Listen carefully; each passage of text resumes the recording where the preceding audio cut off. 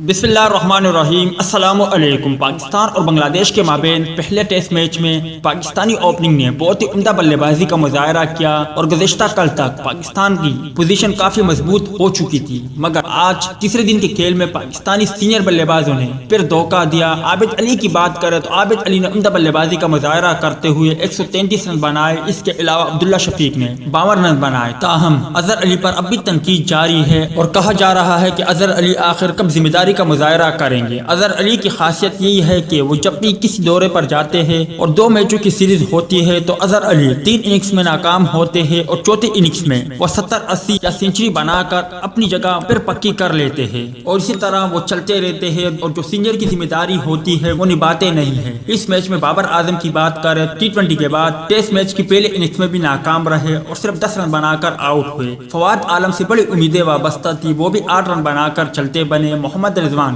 جو کہ T20 cricket میں بہت ہی عمدہ بیٹنگ کا مظاہرہ کرتے ہیں، وہ بھی اس میچ میں ناکام رہے اور صرف 5 رن بنا کر چلتے بنے۔ دوستو اب بات کرتے ہیں کہ ہمیشہ کی طرح آج کے میچ میں بھی اگر پاکستان ٹیم نے فتح حاصل کرنی ہے تو یقینی طور پر پاکستانی بولنگ اٹیک کو پھر بہت بڑا کام کرنا ہوگا اور ہمیشہ کی طرح آج بھی ذمہ داری پاکستانی باؤلر پر آتی ہے، کیونکہ بلے باز جو سینئر ہے وہ تو ناکام رہتے ہیں اور ان باؤلر کو ہی عمدہ بولنگ کا مظاہرہ کرتے ہوئے جلد بنگلہ دیشی بلے بازوں کو آؤٹ کرنا ہوگا، تبھی پاکستان کرکٹ ٹیم کامیابی حاصل کر سکتی ہے۔